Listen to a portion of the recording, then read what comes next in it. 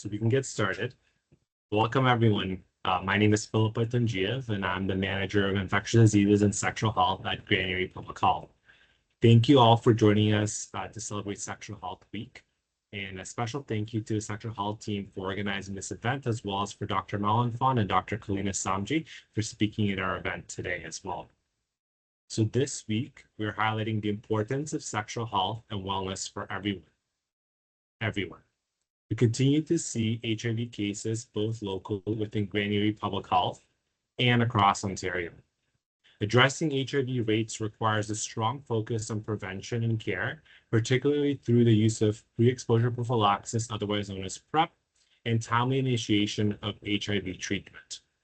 Prioritizing PrEP for those at increased risk, along with early diagnosis and effective treatment and testing, is essential to reduce transmission and improving health outcomes. So I'd like to start our webinar today with the land acknowledgement. Granary Public Health is located on the traditional territory of the Neutral, Anishinaabe, and Haudenosaunee people. It is now home to many First Nations, Inuit, and Métis community members, including the communities of Six Nations of the Grand River and Mississaugas of the Credit First Nations. This land is covered by the Dish with One Spoon Covenant, a peace agreement made between nations before settlers arrived. It characterizes our collective responsibility to each other and Mother Earth. We should take only what we need, leave enough for others, and keep the dish clean. We also acknowledge that these lands are covered by Treaty Number 3, and the Haldeman Tract Treaty, which mandate non-Indigenous settlers to share and collaborate with their local Indigenous communities. As I reflect on this acknowledgement, I'm reminded that reconciliation is not a single act or statement. It is an ongoing journey of learning, humility, and action. Being an ally means listening deeply, creating space for Indigenous voices, and recognizing the historical and ongoing inequities that continue to shape our shared experiences.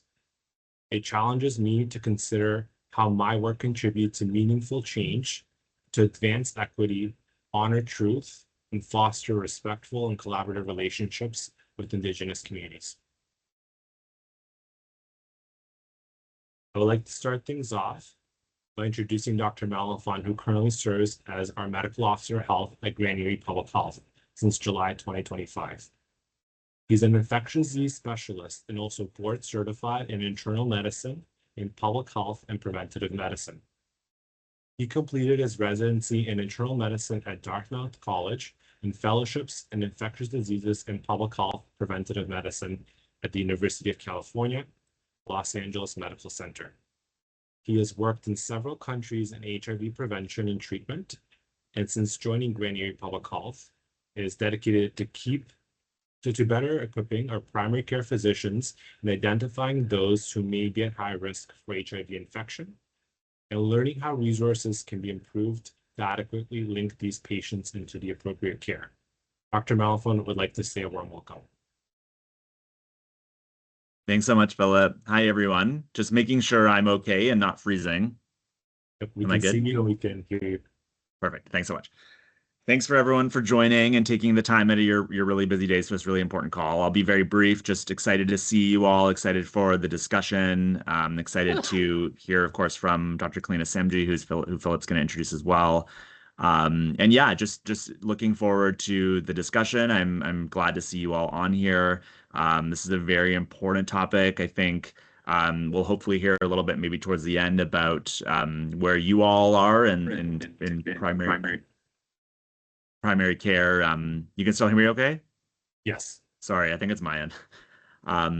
Yeah, just curious to hear where you all are on the primary care and in terms of your comfort level with discussing HIV prevention methods, with patients, and just hoping to hear some thoughtful discussion about that today. I think as an infectious disease doctor myself as well, who's worked in this space for a while, I think they're in an ideal world and scenario, we'd love to get to a point where primary care doctors are comfortable prescribing PrEP and monitoring HIV PrEP medication, all those things. So I understand that a lot of primary care providers are not necessarily there yet, and we want to help everyone to get there. So I think even as a starting point of identifying people who may be at risk, maybe at higher risk for HIV, and plugging them into the right ID provider as a start. I think there's such a spectrum of care that we can help give them, but I think just identifying those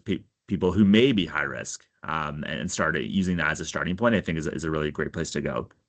There's a lot of other instances where of course you need to refer to an ID specialist, and in a lot of cases there is there's a need, even for HIV prep for ID to be following. But again, in an ideal scenario, we want to at least get a comfort level out there amongst our primary care community, and initially just having those initial discussions with those patients. So I think I'll end there. Yeah, looking forward to the discussion today, and thanks again for being on. Appreciate it. Thank you very much, Dr. Balafon.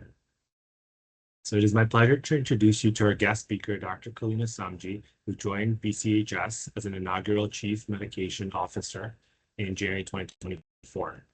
Dr. Kalina Samji is an infectious diseases and internal medicine physician who joins BCHS from Joseph Brand Hospital, where he held the positions of Deputy CMIO, Pandemic Lead, Medical Director of Antimicrobial Stewardship, Medical Director of Infection Prevention and Control, and most recently, Medical Director of the Infectious Disease Clinic.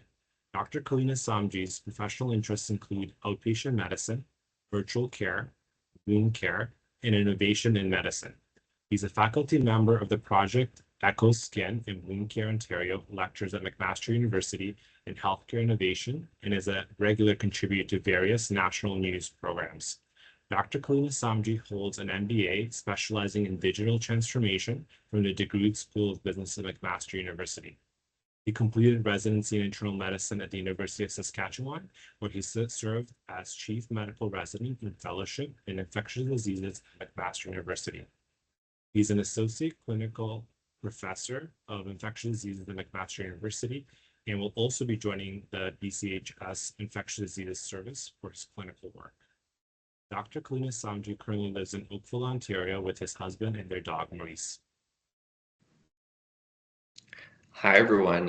Thank you, Philip, and thank you, Dr. Malafant. I'm very excited to be here today, not only to talk about HIV care, HIV prevention, including PrEP, but of course also to have the opportunity to talk about Janet Jackson as well. So we're always thrilled about everything like this. The reason why I bring Janet into this is because of the fact that not only one of my favorite songs is Together Again, but the song itself is about HIV. It's about somebody that she lost, who's close to her with HIV. But it also references the need for all of us here, not just specialists, not just primary care, not just public health, but all of our subspecialties, all of our aspects of medicine to be together again to help with HIV care and really that continuum of care that we have across our entire region. Before I get started, I need to make sure that my PowerPoint is actually clicking ahead. Yes, there we go. I need to disclose I wear a number of different hats, and as you can see in those pictures, have had a number of different hairstyles. But as a result of that, I do receive honoraria from some companies, some of which I will be talking about their products today, including Gilead, who produces some of the medications for PrEP, for example, including Truvada and Descovy. But at the same time, as Philip mentioned in my intro, I also provide faculty membership and consultancy services to Echo Skin and Wound, which is a wound care provincial program across the province here. And also I receive a stipend from Brant Community Healthcare System as their Chief Medical Information Officer. I will not be making recommendations today based on those, but if there are any questions about that, please feel free to ask. The 2 QR codes there that you can see are to help connect you to me if you have any questions. So today, really what I want to discuss is a little bit of HIV, where it's come from, where it is now, some of the local epidemiology as much as we can as well. I want to discuss some of the newer concepts, such as U equals U. I also want to review some HIV treatment and PrEP, so pre-exposure prophylaxis for HIV, and discuss some of those local referral pathways that we have here in Brantford, Brant Community, Brant County, Norfolk County, and Haldimand County as well. HIV has probably been around since the 1920s. We first, of course, started hearing about HIV in the 1980s, which we'll talk about in a second. But HIV probably came from a previously known virus called the simian immunodeficiency virus, which likely led to two different versions of HIV, HIV 1 and 2, because of the way that it transmitted from different simian or other primate species. So HIV-1 primarily from chimpanzees, and HIV-2 from another primate species called Pseudomagabes. But really what that means is that just like COVID, just like influenza, viruses mutate. Viruses also transmit between different species, different organisms when they mutate, and that's how we see the development of viruses across the board. And HIV isn't any different in that regard. We, looking back, have seen records that would be consistent with untreated HIV infections dating back to around the 1920s in the area surrounding Kinshasa in the Democratic Republic of the Congo. So it's likely where it came from.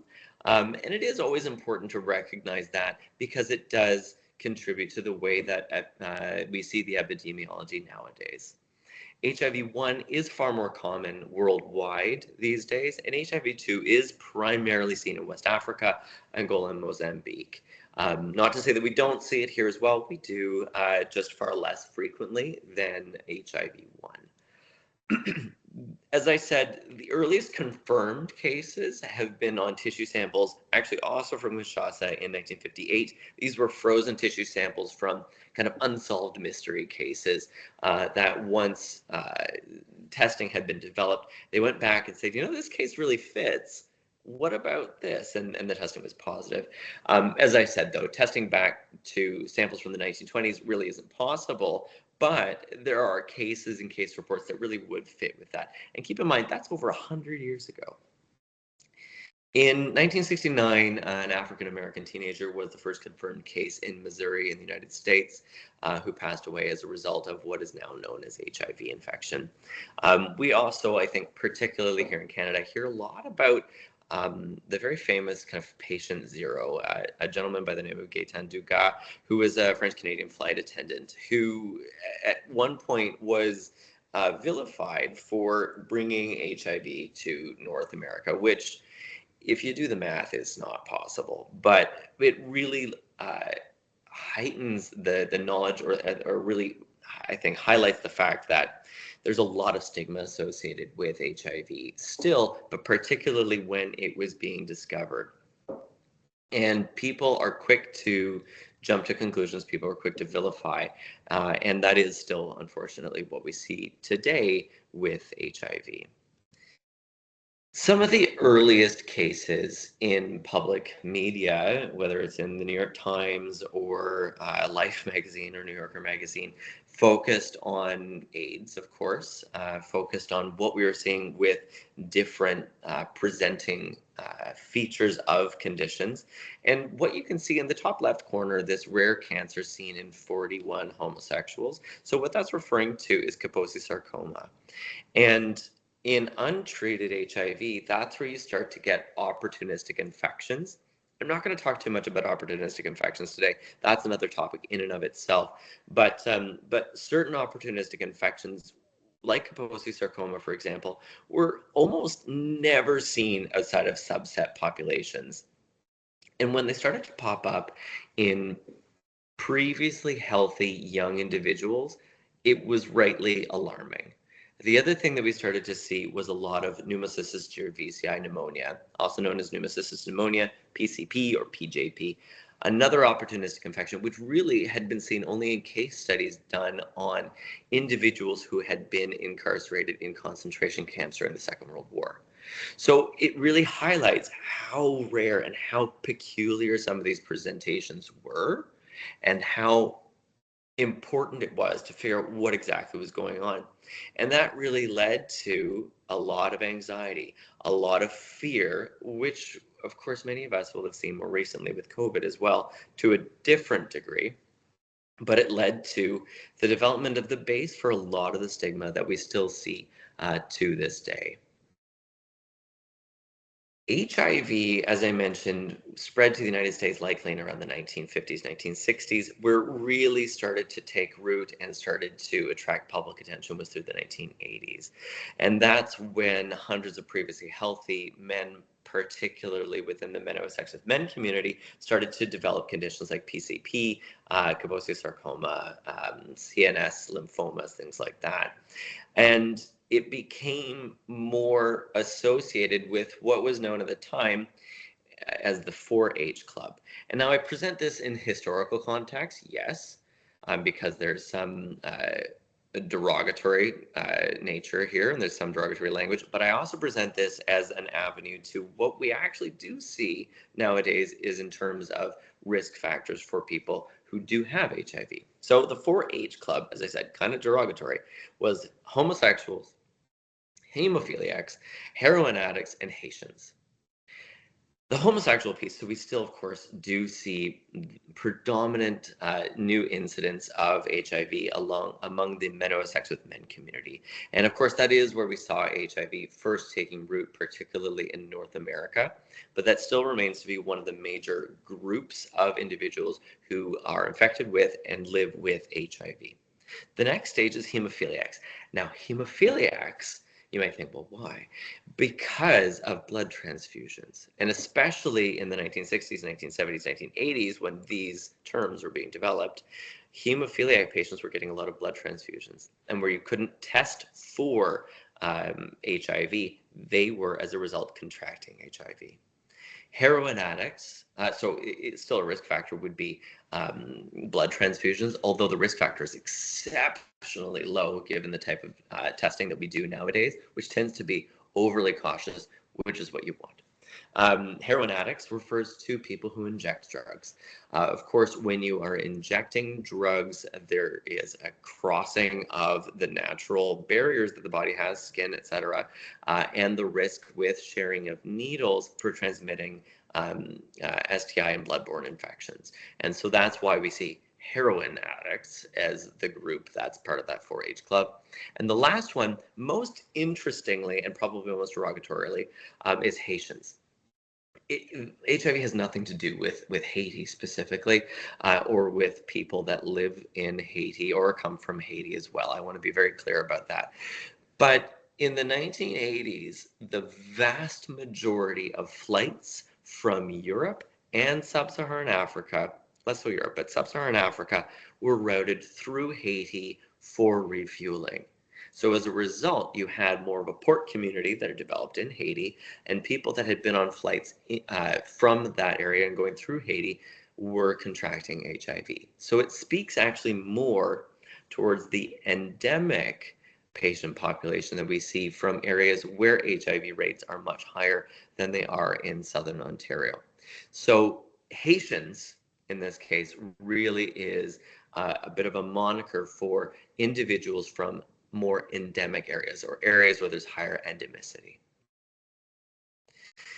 HIV as the link between this new virus, HIV, and AIDS was really developed by two different groups in the 1980s, an American group who controversially maybe stole it from a French group. We'll leave it at that. But in the 1980s, in 1982, that's where we started to see terms such as AIDS, which the Centers for Disease Control first described as a disease that was at least moderately predictive of a deficit in cell-mediated immunity occurring in a person with no known case for diminished resistance to that disease. So it's a circuitous way of saying there's a syndrome that's going on that is affecting cell-mediated immunity, so the immunity that one has from T cells, specifically CD4 T cells, that is leading to a certain pattern of infection that we see with people who have that immunodeficiency. In the late 1980s, that's when the FDA first approved the very first medications for HIV, zidovudine specifically. If anyone has seen Rent, you can see the egg timers that play a main role, particularly in the beginning part of this show. That's because the individuals that are in Rent who have HIV are taking zidovudine. It needed to be taken very frequently. It had a number of side effects. It was very poorly tolerated, but it was the first thing that worked. As we get a little bit later into the 1980s, 1988, the WHO declared the first World AIDS Day, which continues to be on December 1st. In 1994, AIDS became the leading cause of death for all Americans between the ages of 25 and 44. By 1996, more development went into HIV medications. That's when we started to see secondary medications that were added onto the backbone of zidovudine. Now, so a personal family plug in here. The second medication that was developed, lamivudine or 3TC, was actually licensed worldwide by my mother, which is always kind of exciting. And I remember talking to my mother about this, and she said, you know, at the time that this second medication came out, people, the scientists and the rest of the company were so excited. You couldn't separate people from being able to discuss this game changer medication, which notably we still use nowadays. Not only do we still use it, we still regularly use 3TC. So it just goes to show how much work went into developing medications early on in the 1990s, so much so that they still work. And they work for other indications too, hepatitis B, for example. So lots of really exciting development, and we can see that it made a difference. When AZT or zidovudine was first developed, that's when you can see that first peak in that blue line of diagnoses. That's where you see that first dip. The second dip is is around the time of 1996, where you see more people that are on medication, but also more people that are on highly active antiretroviral therapy. We also see a reduction in deaths as a result of that. So because of medications that were starting to be used in the late 1980s and the early 1990s, we started to see a reduction in deaths and a reduction in diagnoses, which really speaks to the treatment as prevention mantra of HIV treatment and care, really. At the same time, I want to highlight that I talk about HAART, highly active antiretroviral therapy. It's not a term that I use as frequently nowadays, in part because we don't use low activity antiretroviral therapy at all anymore. We just use antiretroviral therapy. We'll talk a little bit more about that coming up, but it's why you see some terms that are a little bit more outdated, not just the 4-H Club, than what we use nowadays. So why does this all matter? Like, I'm talking about things that have occurred before some people that are at this talk were probably born. And what we need to remember is that through all of the work that was going into initial recognition of the condition, the activism that went into acknowledgement at a higher level of the condition of HIV and of AIDS, but also the work that went into development of treatments and cures, has led to a time where we are here in 2026 where HIV is preventable. It is also easily manageable. But the reality is, here in Canada and around the world, there are still missed opportunities, not in terms of just treatment, but also in terms of prevention.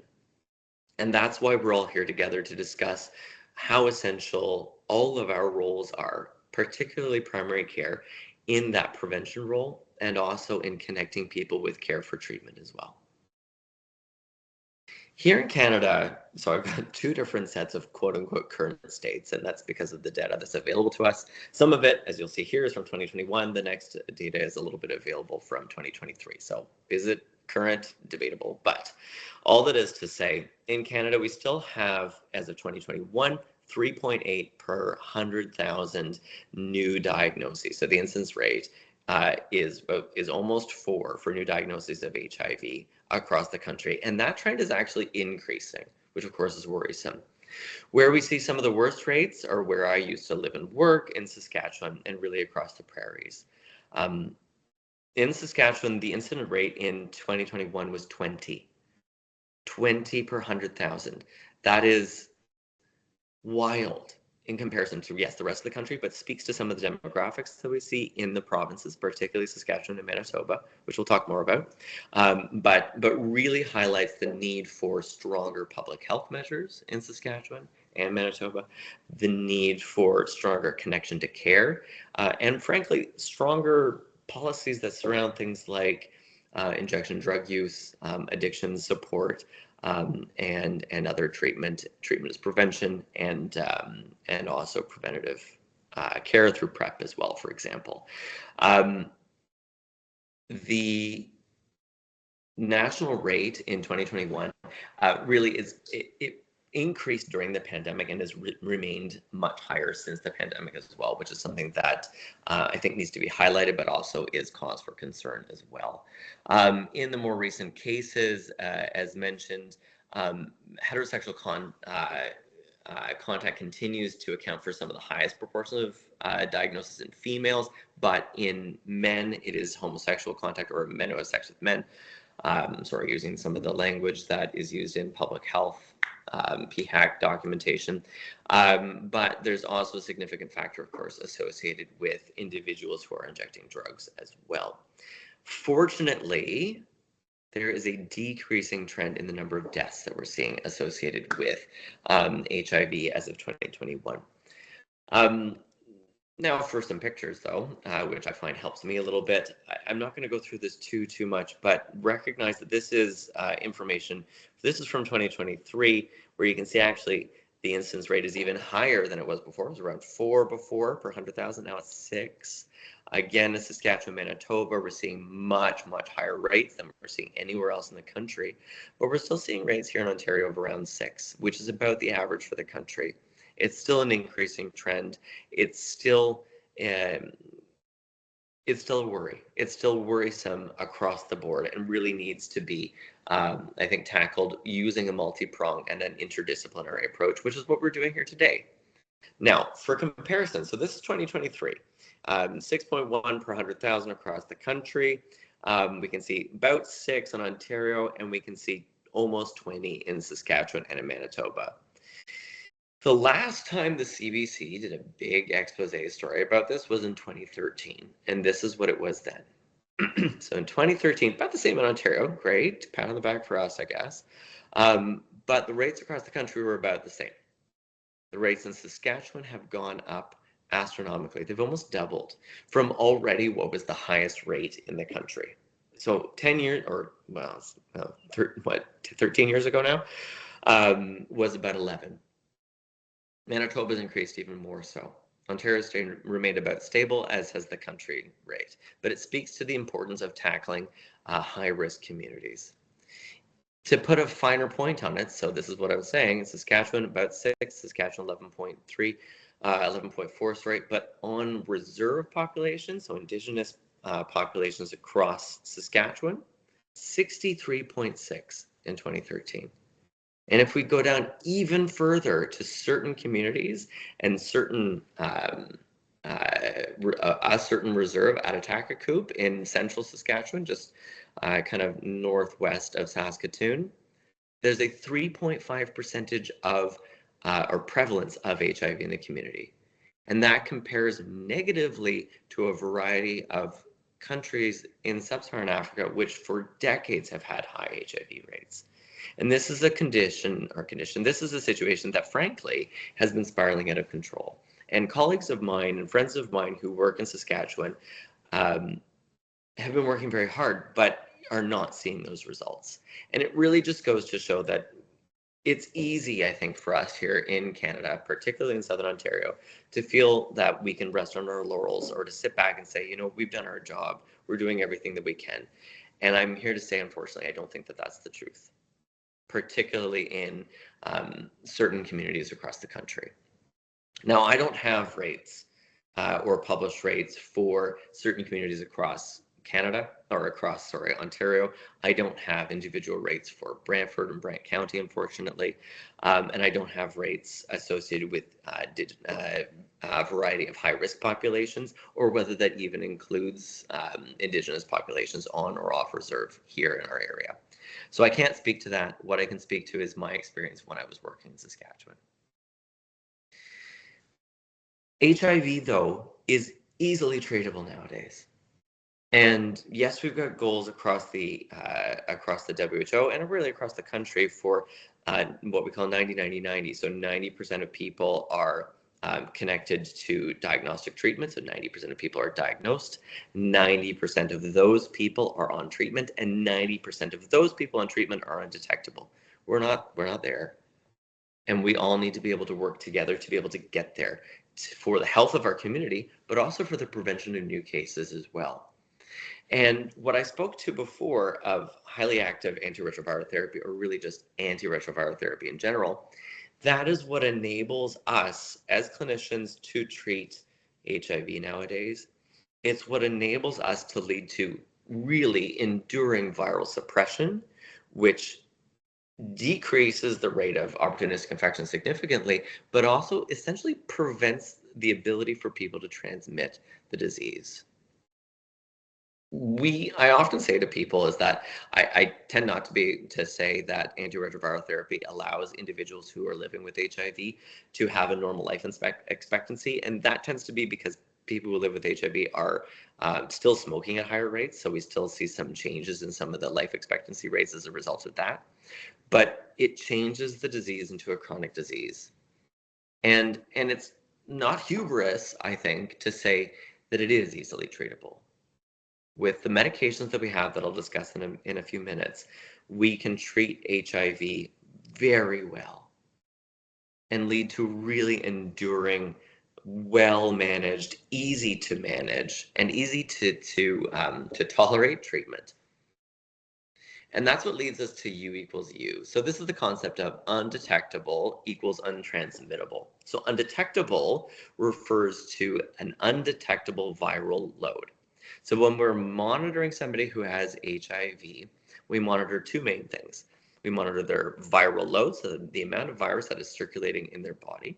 And we also like to monitor their immune system. So the general marker for that is a CD4 count. So we're looking to see how many CD4 cells they have in a unit of blood.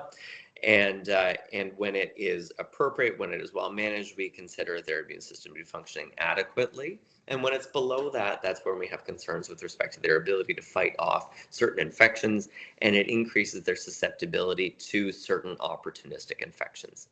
But where we have undetectable viral loads, so below the ability that we can see it on the tests that we have, that means that as per many studies that have been done, many really good studies that have been done, Partners 1 trial, Partners 2 trial, other trials as well, we have not seen transmission of HIV to other sexual partners. And that's a big deal. That is a really, really big deal. It means that partners of people who have HIV, if it's well controlled, don't need to be taking preventative medicine. It means that it's much easier to have children, for example. It also means that rates of HIV in communities where people are well treated and well connected to care don't go up. And it is so important. It's also so important for things like stigma. It's so important for people to live regular lives, to be reminded of the fact that they are not going to be at risk for transmitting the infection to other people. They are not going to be the cause for strife, potentially, stigma, potentially, all of these challenges that a lot of people with HIV face as a result of that. So what we tend to tell people, and what I tell people in my clinic as well, is, especially with a new diagnosis of HIV, is we're going to start you on some medication. And the goal of that medication will be to suppress your viral load. And the goal of suppressing that viral load will be so that it's undetectable, so that we know that you can't transmit it to other people, and that we know that your risk for opportunistic infections is low. And that's the goal. That's what we try to do. And we should be able to do that in the vast majority of people on one tablet once a day or one injection every few months. There's a lot of medications for HIV. And if you're somebody like me or Dr. Malenfant, who trained a few years ago, you were forced to memorize all of the different three-letter code names and all of the different resistance patterns and what combos could be given together. And frankly, it was hell. But the reality is, medications that we use for HIV nowadays always come in combination. We don't treat HIV with single medications, provided exceptional circumstances, but we really don't. And the mainstay of therapy that we use nowadays is what we call single tablet regimens. So medications that are co-formulated and put into one tablet so that you just have to take one medication once a day. The vast majority of medications that we use nowadays are exactly that. So I've got some examples of some very commonly prescribed antiretroviral therapy combos nowadays. I'm going to highlight 3 of them here. Triamec that you can see in the purple, Genvoya that you can see in the orange, and Biktarvy in the red. These are 3 medications, particularly the, actually I think all 3 of them now that I think about it. No, just the Genvoya and the Biktarvy are both Gilead medications for which I received this, this stipend. But Triamec and Cabenuva you can see are actually from the competitor, which is great. Competition I like, it's fabulous I think. But Genvoya, Triamec, and Biktarvy, those are single tablet regimens. All 3 of those actually have 3 medications that are included in them. There's other choices that only have 2 in them. Lots of really great evidence to support the use of those tablets as well. Fewer medications included means that you've got fewer drug-drug interactions. It means that the pills themselves are smaller, all sorts of fabulous things. But I want to highlight as well this other one that you can see, the blue and a little bit of yellow one, Cabenuva. So it's a little bit of a newer medication. It's a combination of 2 medications, cabotegravir and rilpivirine. So 2 antiretroviral therapies that are injectable. And so this is where newer medications for HIV are going. So where a lot of people have done very, very well in these single tablet regimens, 1 tablet once a day, some people aren't great at taking medications once a day. And the reality is, for some of those individuals, these extended release medications that are injectable are a great option as well. The cadence to which most stable HIV patients are seen in clinic is about every 6 months. I think that the injectable piece and the injectable market will really, really take off when we have medications that can be injected every 6 months, and we're not there yet. This Cabenuva one is indicated once every month or once every 2 months, but it's great for certain individuals as well. All that is to say, we have a lot of choice for HIV treatment. The choice of HIV treatment is based on a resistance pattern that tends to be done with first diagnosis for HIV, something that we do in our clinic and every clinic around here. And if the strain that the patient has is susceptible to all choices, then the world is our oyster. There's lots of different options. And realistically, the choice is based on things like tolerability of different medications. They all tend to be very well tolerated, but also the size of the medication as well, any drug-drug interactions, patient's ability to take a medication once a day, or an interest in having injections, for example. There's lots of different ways to approach HIV treatment and HIV medication. But the big takeaway really is that all of the treatment choices are combos nowadays. There's a lot of choice, and where the developments are not in efficacy, because these all work super well. They all lead to really well enduring viral suppression, and quickly, I might add. But where the developments are is in terms of the size of the pill, the tolerability of the actual treatment itself, the adherence pieces, making sure that the barrier to resistance is higher, and indeed in terms of the way that it is actually administered. So whether it's an injection, a pill, et cetera, et cetera. There's been a lot of advances in the care and the medication that we provide to HIV since 1988 with AZT. There's been a lot of progress even since we introduced combo medications in the 90s and the 2000s. And I think for a lot of individuals, sometimes that does get missed, whether they're patients that are newly diagnosed with HIV or providers across the gamut, that HIV medication nowadays, as I said, tends to be really well tolerated, really easy to take, and there's so many options. And that if you take it every day, or if you take your injection every 1-2 months, whatever it is, we'll be able to suppress your viral load. You won't be able to transmit it to other people, and you'll be able to lead essentially a normal life, which is super amazing. But let's talk a little bit about prevention. We've got about 10-15 minutes left now. Is that right? Yeah, a little bit more than that. This slide is actually from the recent Canadian Medical Association Journal revamp of the PrEP and PEP, so pre-exposure and post-exposure guidelines. So 2025 update, a lot of it really did focus on PrEP and newer medications for PrEP as well. But also in this slide, as you can see, also talked about post-exposure prophylaxis. I'm not going to specifically talk about post-exposure prophylaxis here.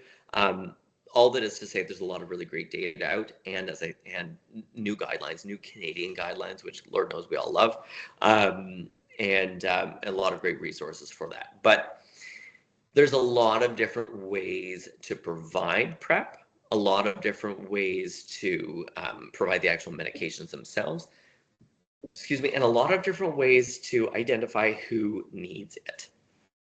So let's get started on that.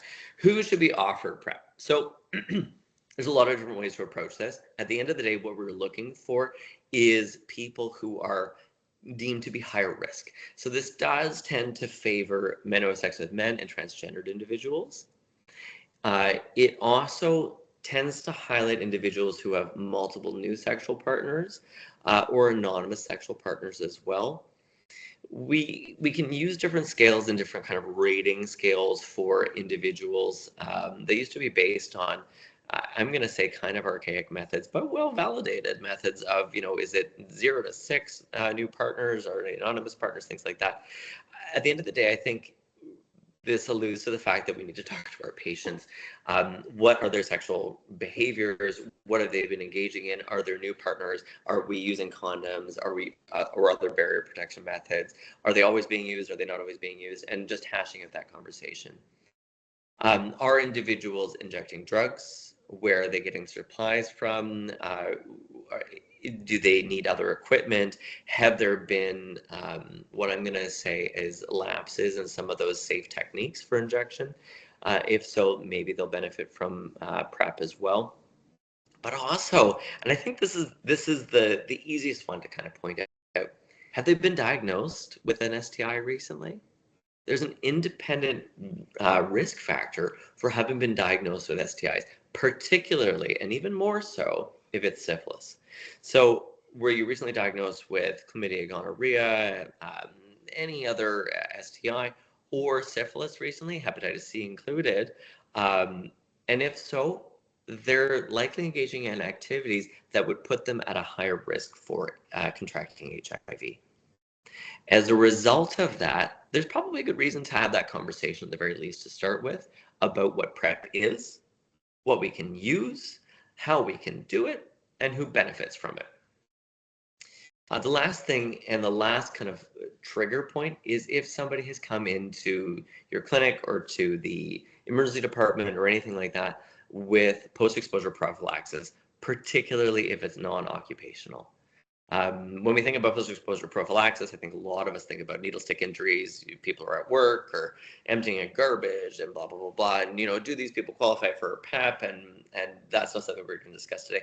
But particularly for non-occupational post-exposure prophylaxis, did something happen that led to an individual being concerned that they may have contracted HIV? And that should trigger that conversation about the role for pre-exposure prophylaxis. Now, that conversation of pre-exposure prophylaxis can take a number of different forms. The first thing I do want to highlight about it is that it works super, super well. There have been a few, but minimal cases of people that are appropriately taking pre-exposure prophylaxis who have then contracted HIV. The studies are really, really good. It is really, really strong evidence. But let's get into that a little bit. There's a lot of different ways to use PrEP. So the most common that we see is people that are taking it every day. Now, this is the most commonly studied PrEP. In the early studies, there was a French study that was performed that looked at on-demand, which we'll talk about in a second. But the on-demand piece, people in the study were actually having sex so frequently that they were almost taking it every day anyway, which is interesting. So anyway, that's up for, I think, discussion. But the most commonly way or the commonest way that we see PrEP prescribed, and the commonest way that I prescribe it in my clinic as well, is daily medication. There's two main choices for daily medications, and what you'll see is that it's essentially half of full HIV medication. So two options. These ones are both options that are provided by Gilead. So raising my conflict of interest here. But one of them is called Truvada. The other one is called Descovy.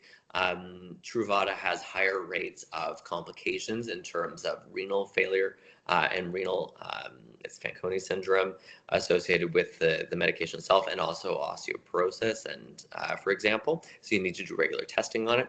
But it's generic and much cheaper, which is great. Descovy is a newer version of the same medication that effectively is a smaller pill, doesn't have the same side effects, but is not generic yet, so a little bit more expensive. Other options, and a much newer one that you can just see has come out in those 2025 guidelines as well, is a medication called cabotegravir, which is an injectable. So it's again half of that medication that we talked about beforehand, that is given once every 2 months, also for prevention. So there's a role for this as well. If somebody's not very good at taking medications every day, but can afford to be on injectables, this is a great option as well. And the reality is we do see a number of individuals who are, as I've said, alluded to, unable to or unwilling to take medications every day. And this is a great option for that. Now, one thing to highlight about the on-demand piece, so I did highlight some of the concerns about some of the early studies associated with it, but the other piece, so the medication that's used and the medication that was studied for on-demand, so you take it before you're going to have a potential exposure. So the medications are the same daily medications, the Truvada or the Descovy. I'm going to tell you anecdotally from the patients that I've seen, it's very easy to predict when you're not going to have sex, but it's actually very difficult for people to predict when they are going to have sex within the next 2 to 24 hours. It's super tough. So as a result, there's kind of some fudging of some of this, and that can be kind of difficult and can lead to some lapses. The other challenge that I find with it is the regimen itself can be difficult to explain to people. It's 2 tablets, 2 to 24 hours before you have sex, and then 1 tablet 24 hours after that, and then after you've taken the first tablet, and then 1 tablet another 24 hours after that. So 2 tablets, and then a day later another tablet, and then a day later another tablet. And I prescribe a lot of antibiotics. I prescribe a lot of antimicrobials. It's difficult to remember to take medications on a regular basis, but if it's an on-demand kind of trigger, it's really tough to do. And it's really tough to remember. So not only is it difficult to predict when you're actually going to need it, it's also difficult to remember to do it afterwards, which of course dramatically reduces the efficacy, which is a huge challenge when we're trying to prevent HIV. The other piece is when you're taking the oral medications once a day, every day, it does take about 2 weeks for the concentration in the anal mucosa to go up to a good preventable amount. So if it takes about 2 weeks for that, it works really, really super well, and you're more likely to take it every day, that does tend to be what I do. And it works really well. I don't tend to prescribe on-demand PrEP in my clinic as much.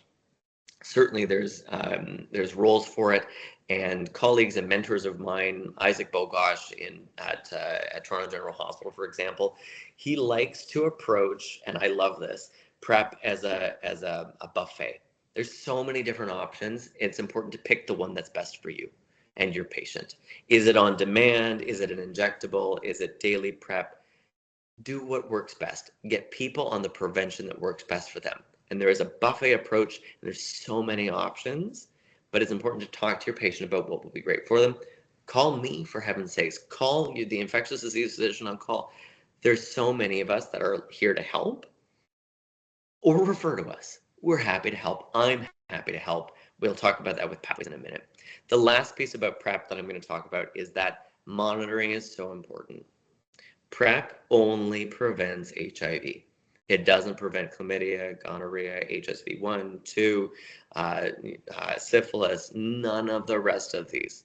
So we still recommend that people are using barrier protection methods. We're not We're not fools. We recognize that people aren't necessarily, but that is still the recommendation because you need barrier protection methods to be able to prevent some of the other STIs as well. But importantly, when people are in PrEP, we really like them to be closely connected with care. So I like to see my patients once every 3 months. Those are also in the guidelines to do testing. At the end of the day, we need to do blood testing for HIV to make sure there hasn't been a breakthrough, syphilis as well, and renal monitoring if they're on certain medications as well, particularly if they're at higher risk for renal injury or kidney injury at all. Lastly, chlamydia and gonorrhea testing. And this is not just related to PrEP, but chlamydia and gonorrhea testing, you need to test what the people use. If they are having sex with their penis, their vagina, their rectum, whatever it is, their mouth, you need to test it. So it's not just a urine test. You test, you swab what they use. And that's the conversation that I have with patients. I need to know how you're having sex, so I need to know what to swab. And that's how we can approach that. Now, I know in the sexual health clinic, it's the same approach as it would be in my clinic as well. But it is a reminder, I think, across the board, we can have these conversations in primary care. We can have these conversations in the emergency department. We can have these conversations anywhere. But it's important to make sure that patients are getting the testing that they need for what they are exposed to and are comfortable with what we're doing. There's also an ongoing need to reassess the need for PrEP. If somebody has gone from high risk activities or potential risk factors, things like that, and those are negated afterwards, perhaps there's no need for that. And the ability to reduce the number of medications that somebody's on a regular basis, I think, is always important. Let's talk about local referral pathways. A lot of this can be done in primary care, as Dr. Malenfant mentioned right off the hop. But infectious diseases physicians, I know Dr. Glavin is here as well today. Hi, Vern, and myself and Dr. Sockhatch, the three of us that are at BCHS, we're all here to help. Now, I'm the only infectious disease physician who sees HIV on a regular basis in my clinic, but we are all happy to help. And if you refer to our clinic, they will come to see me. The reality is HIV care in our county, in Brantford, Brant County, Haldeman, Norfolk, is centralized either at my clinic or gets referred out to Hamilton Health Sciences at the SIS clinic. There's a number of different approaches. And I think the best way to summarize it is that in my clinic, there's just me. And so I'm more than happy to see individuals. I love providing care close to home, and I think that's an important aspect to what we can do. That is, of course, important to people who want to receive close to home. That's important for people who cannot leave our community for any variety of reasons. But what I want to highlight is that because it is just little old me in my clinic, I don't have access to my own pharmacist or allied health professionals or social workers or my own administrative support. So if it is somebody that requires, let's say, a higher touch care, more connection with care, or more corralling, shall we say, the SIS clinic might be a great place for them. It can always be reassessed. The SIS clinic refers patients to me all the time. I refer patients to the SIS clinic all the time. I know everybody there because I used to work there too. The reality is we work very closely together and there's different opportunities for different people. I didn't include it on this slide as well, but HIV care can also be provided in non-traditional environments in Hamilton as well. So Tim O'Shea is an infectious disease physician in Hamilton who runs HamSmart, which is his local program for increasing access for individuals to HIV and infectious diseases care in non-traditional settings. Some of that is in homes, some of that is in shelters, some of it is in, I've provided consults with Dr. O'Shea in bus shelters. It's across the board. And so there's a lot of options in our community and in the broader community as well. Of course, to connect people with care, to connect people with treatment, and to connect people with diagnosis, we can all play a role in that. So that's not just in my clinic. That's, of course, in all of our primary care clinics, in our urgent care centers, in our hospital as well, which I'll come back to, and also in the STI clinic, or at Grand Area Public Health as well. The one thing that I do want to highlight is that if you're referring somebody to the emergency department or to urgent care for HIV testing, it's not always the best approach, particularly if they don't have a primary care provider. And the reason being is that we want to make sure that none of that testing does fall between the cracks. I know that the testing results would usually get referred back to Grand Area Public Health and things like that. But at the end of the day, what we want to make sure of is that if people are receiving any sort of testing, that we can make sure that it is being followed up on. And the emergency department, the reality is not always the best place for that, as it is set up, of course, for emergencies. And I know that in the past, particularly with some of the students who have worked at GEPH, we've worked on some of the pathways to help develop that, and I don't think that we're there yet. I think a lot of work can go into that, but I just don't think we're there. So the important thing is that people get tested if there are concerns, but people get tested in a safe way so that we can have adequate follow-up. I'm more than happy to see people who are concerned about HIV, who are concerned about PrEP. I'm more than happy to see people, and the pathway is to see me in our community to help provide HIV care. There's also, finally, a number of really important resources here in our community, including charitable organizations, including organizations that help provide transport to HIV clinics, transport, whether it's to my clinic or to SIS, to help medication reminders, to help with all sorts of things like that. So there are so many people here to help individuals, not just with diagnosis of HIV, but also for treatment and prevention as well. And really, that's why we can work together to be able to develop these pathways and to take care of our community.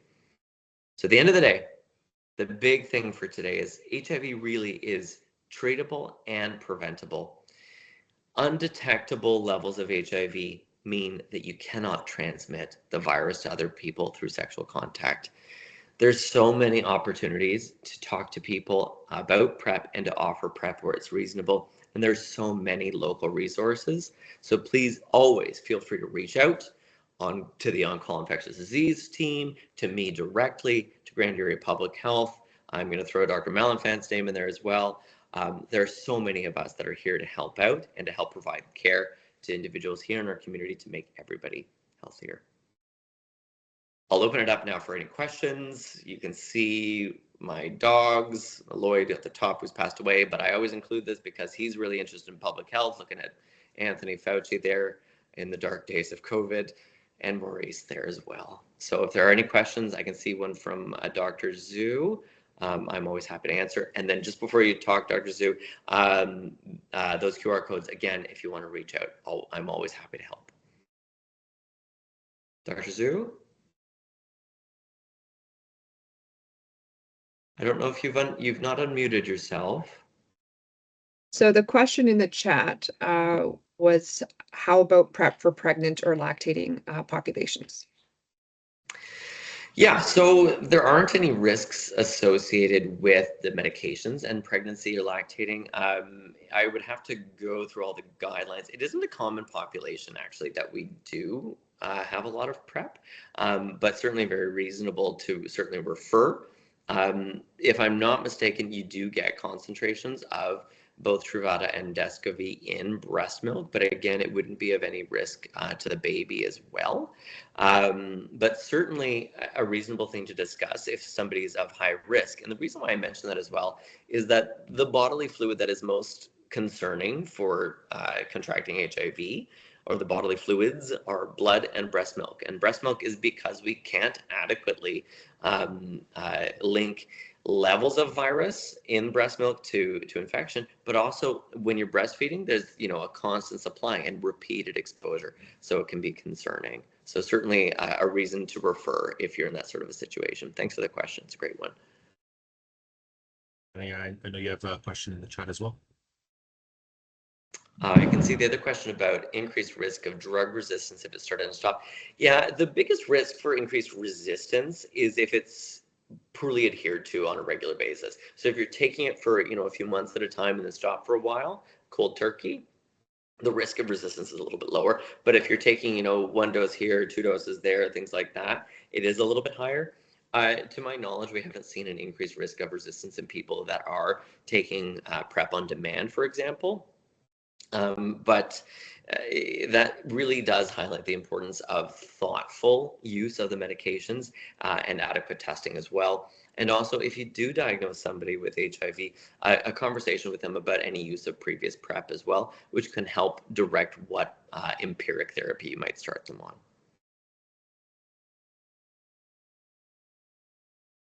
Okay. We're at time. I just want to say thank you so much, Dr. Kalina, Samji, for engaging and insightful presentation. On behalf of Grand Erie Public Health, I want to sincerely thank you for your shared expertise and for the important work that you continue to do in advancing HIV prevention and care. And as we do recognize Sexual Health Week, I encourage for all of us to consider how we can continue strengthening partnerships, increasing awareness, and ensuring sexual health services remain inclusive, accessible, and responsive to community needs. And before we close, I would just like to draw your attention to the chat. So we are posting a survey link and QR code that has been shared.